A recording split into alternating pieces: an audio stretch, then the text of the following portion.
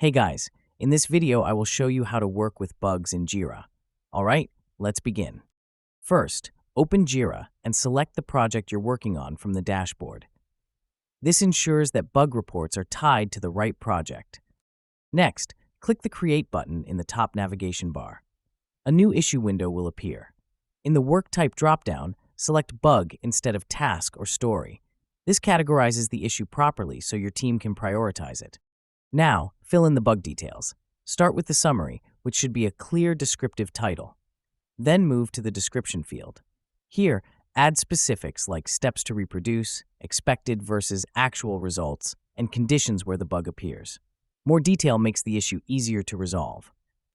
After that, assign the bug to the right developer. This ensures someone with the right expertise is responsible for fixing it. Finally, click Create to log the bug in Jira.